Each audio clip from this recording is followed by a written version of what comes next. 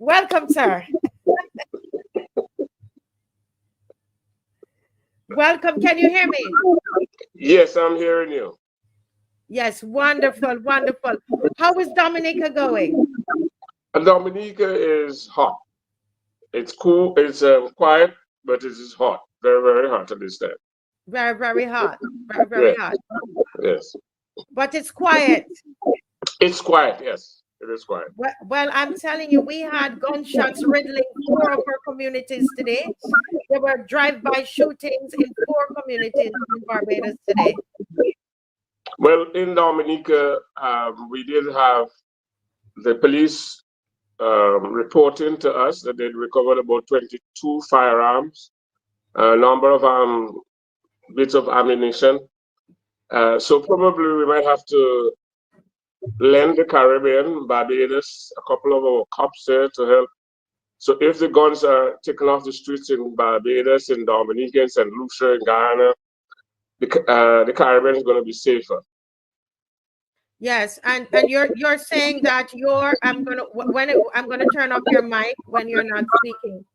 So you're saying that your in Dominica, your police force seems to be really up on on top of the crime that's there, because you've just recovered quite a number of firearms off the streets. That is correct, yes. They Wow. just reported to the press and had the firearms that they'd recovered on display. But it is still worrying because we do not produce firearms in the Caribbean. So we need to create partnerships within the Caribbean itself and the origin, the country of origin for those firearms, the United States in particular, so as to stymie the flow of firearms into communities in the Caribbean. You're a former superintendent of police, and I mean you've worked nearly 40 years in the police service. And when you look at the Caribbean and you look at our stats in the Caribbean in terms of crime, do you think our leaders have a full understanding of what is happening, or is it that our leadership is weak in dealing with crime in the Caribbean? It depends. It is the perspective that we put crime, the origin of crime. Okay, and so our political leaders, in some measure, contribute to the criminality that affects our society. Because let's start that the political system that we use to govern ourselves is wrong. It breeds hatred, it breeds division, it breeds everything that is wrong about the human person. Mm-hmm. And if you breed divisiveness and hatred from the top, then it's going to filter down to the lower echelon of the communities, and it will manifest itself, and it has manifested itself in criminality. And then you have a division in the dispensation of justice. So if the leaders, the political leaders, are protected by law, you hear them say frequently that this is not in the Constitution, or I am doing what the Constitution says, but not what really the people want, and so on. So if you bring hatred from the top, then you are going to reap criminality from the bottom. Mm. Okay, and so it is not just engagement of psychiatrists and sociologists to tell us what is wrong in the lower echelon of the society. We also have to study what is happening at the top of our political spectrums in the Caribbean. Mm. Yeah, so we need to look at, as you said, what is happening at the top. Now, we just talked about leadership as it relates to crime in our various in the region, because when you check the stats, I mean, it's just outrageous what's going on. But let's look at governance. And I can't help but think, when I think about governance and I see some of what is happening in the Caribbean region, I can't help but think about the effects of colonialism. And I want to ask you, sir, what do you think are some of the effects of colonialism on our leadership, on our style of leadership, and just governance in the region? I will characterize this by what I learned when I did the command course in Jamaica. A professor, he's Professor Blaze, I can't remember his name now, but when he came to the class, he asked us, how many white people do we have in our forces in the Caribbean? And all of us kept our hands down, really. And then he repeated it. And then he continued. Now, he realized that we didn't get where he was going. So he asked us, he started telling us about contemporary policing. And he says, well, when you join as a constable, from year 1 to 5, you're a constable, you are raw and you're from the country. That's how we call it. I don't know if in Barbados before you call your people, but we sometimes differentiate country people, country folk from tongue folk. When you get to corporal sergeant, your status is changing. And when you Mm, get to inspector, ASP, you can no longer be, you cannot be identified with the village or the country that you came from. When you get to superintendent and chief of police, you are not socializing in the rum shop. Okay, so you're now socializing at the posh hotels, the five-star hotels. And then he asked us now, how many white people do we have in our forces? And all of us put up our hands.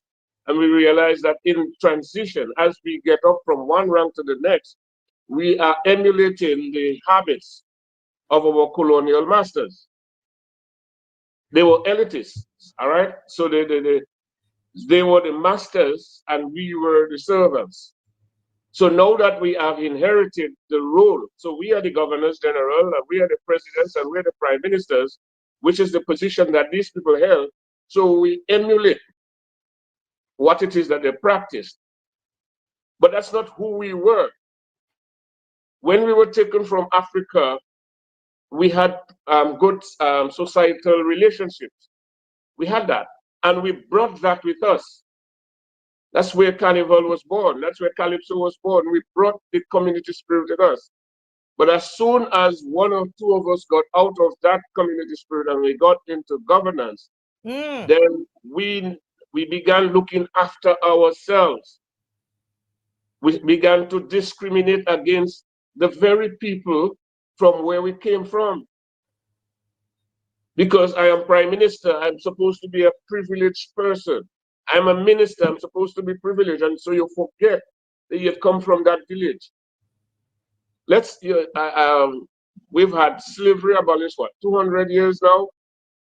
We've had independence in the Caribbean, in the case of Barbados, for what, 60 six, years? with 66. Right. So we are 4 years short of 50th birthday in fact. And some people will say, well, so it took so long for slavery to be abolished, therefore it will take us so long to be an independent people. But go tell that to the Haitians. They were the second country to liberate themselves after America. But what has happened to Haiti? When Mm-hmm. the leaders came there, they began to mimic the colonial masters. And Yes. therefore they felt that the role was, yes, we have abolished slavery, but we must dominate you.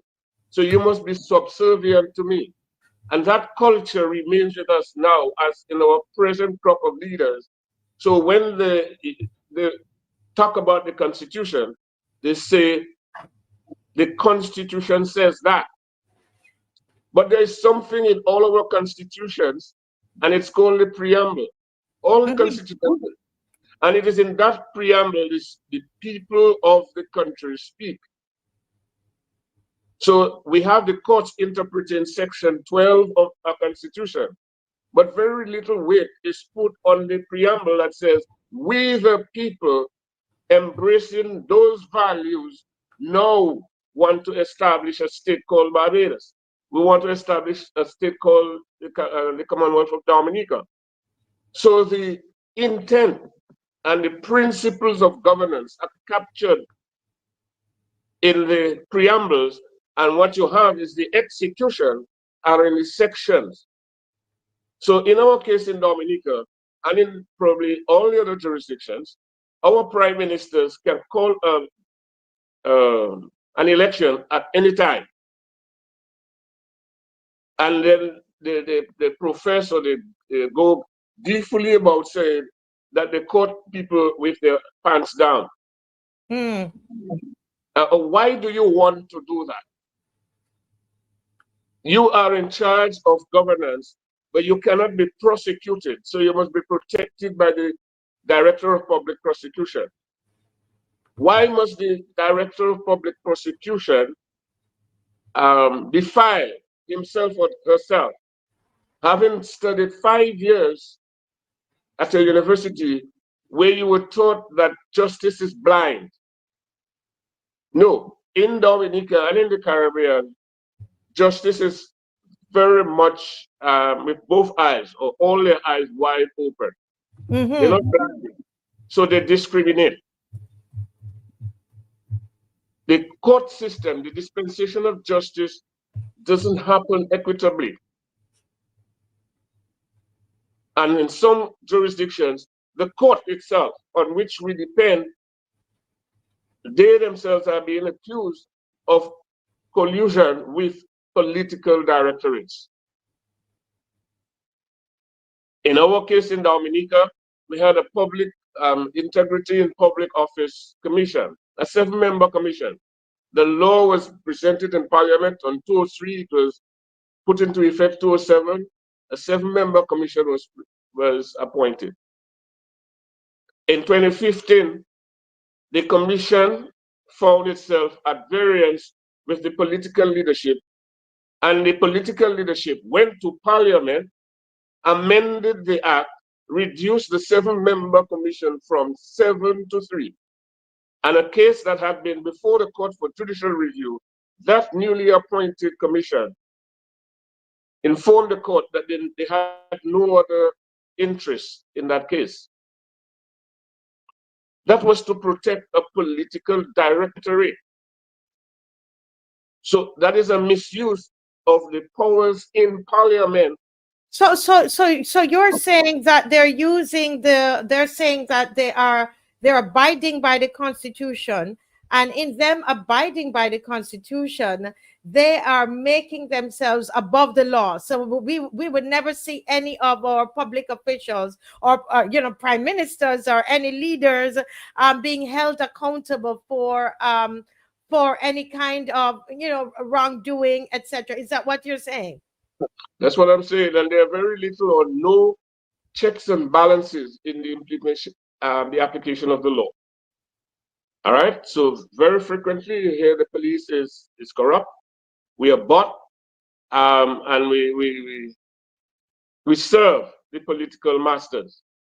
That's what that is the allegation against us, and we are proud to keep that allegation alive because we think that we will get promoted.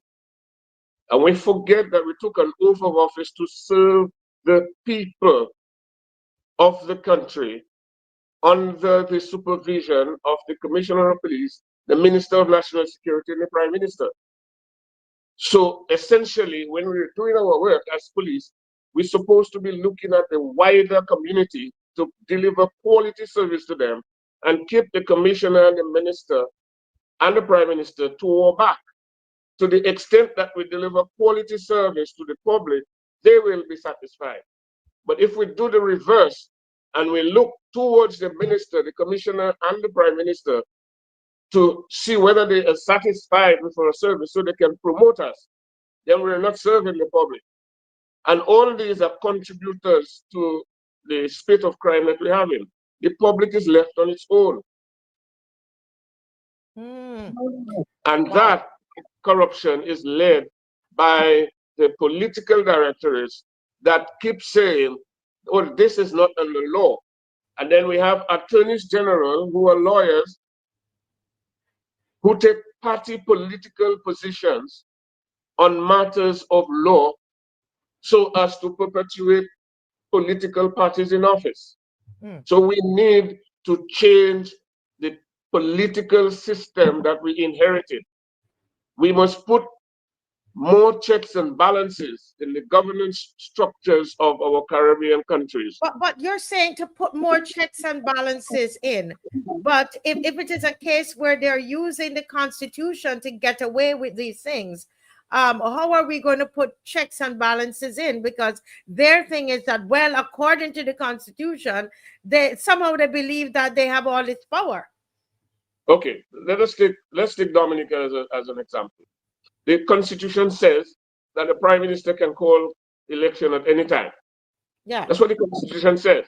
But the intention there is that you must call that in conjunction with the Electoral Commission.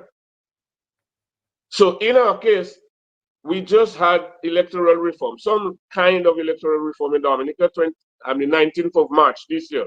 The law came into effect 25th of March. And the commission has said from the 1st of September of this year to the 31st of July, we will have a reconfirmation exercise. But that clause in the Constitution that says the Prime Minister can call election anytime, he can call election in December. And the commission and the president will have absolutely no power to say, but the commission is not ready. And if we go to the court will say, well, this is a provision in the Constitution. Mm-hmm. So if you have this kind of manipulation, the abuse of the Constitution by the political directorate, then it is an abuse that comes down to the abusing of people. And once you have the abuse of people and their backs are to the wall, then they turn to criminal action. Mm-hmm. Mm-hmm. Wow.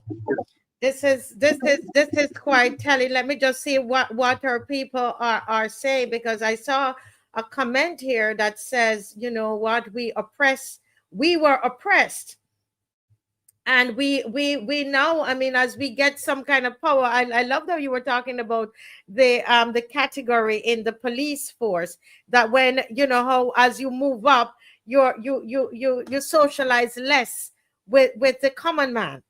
We develop a elitist, you know, attitude, really. Somebody says it, in my opinion, we are still the slaves. We in charge, but we have the same slave mentality. Bim Lady says that true, we were oppressed, so we become the oppressors. I believe that's what you're saying. That's exactly what I'm saying. And we like it. All right. And the public must also realize that the political leaders are not out of pocket, because in most jurisdictions, after 5 years of service in parliament, you're entitled to a pension. After 10 years, you're entitled to a pension. Now, if you were a minister, your pension is calculated on the emoluments, Mm-hmm. the ministerial emoluments. A civil servant retired parliamentarian gets their money at 10 years. So they are not out, and they are in their youth, so they could still be employed somewhere else. So why is it they must have this special dispensation, this special honor, and they have the accolade of honorable. So the Honorable Tom Paul, and they want to be called honorable whilst doing dishonorable acts. You know, something is wrong in that. So yes, we inherited a colonial thing, and we have enough bright people in the Caribbean that should help us come with a system. In other words, if the commissions are not doing their work, then there should be a body that should be able to take the commissions to court. The commission cannot remain there without any supervision or any power over them. And the same goes for every politician that joins in the political directory. Well, you know, this is something that I believe that we're going to have to continue to, at least just a dialogue on it, have discussions on it, you know, for us to really think about, you know, where we are right now. We see ourselves, we see where our countries are. We're not happy with it. Economically, we're not doing well. Socially, we're not doing well. We've been telling you about the level of crime in Barbados here. And our tourism, nothing is, there's nothing working. And so it points to leadership. And I think a lot of what you are talking about here tonight is giving us an understanding of of what is really going on. And this is something that I believe that we have to continue to speak up about. I would like in this, we just have 3 minutes to go. If you could speak directly to Caribbean people, to the electorate, speak to the citizens of the Caribbean. We're definitely in a crisis, leadership crisis. What do you say to us, the citizens of the Caribbean? As politicians, we need to have a conversation with the communities. We must take away this thing of hatred. In other words, you are in the Labour Party and this fellow is in the Democratic Labour Party, and then you must breed and unearth all kind of nastiness and vile and against him so you can get the upper hand. When you do that, you're breeding criminality. So we can have a debate.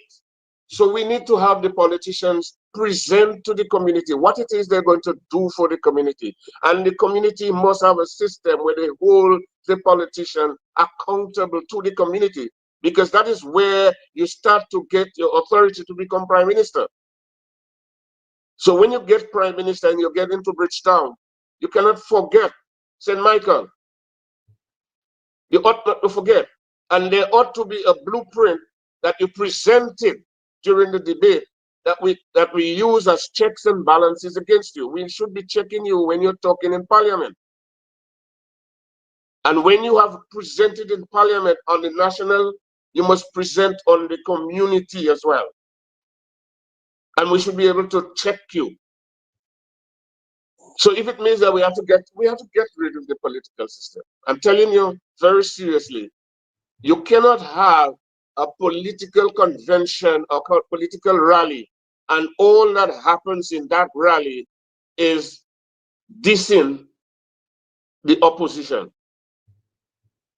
It cannot be. And then, so you divide the people, all right? So the people remain divided. Even if there is a candidate they know that will do the work for them, because of the level of the division, they will still vote for the criminality on the other side. Something is wrong with that kind of thinking. And we need to start to exercise it from our system in the Caribbean. The University of the West Indies needs to play a role in that. Study the political system that we have inherited. The power is supposed to be in the hands of the people, and we have elected people to represent us, not to abuse us. Wow. You've got to come back with us. I'm going to book you to come back with us, and we have a greater discourse on this, sir. But quite enlightening. This is Mr. Nicholas George of Dominica.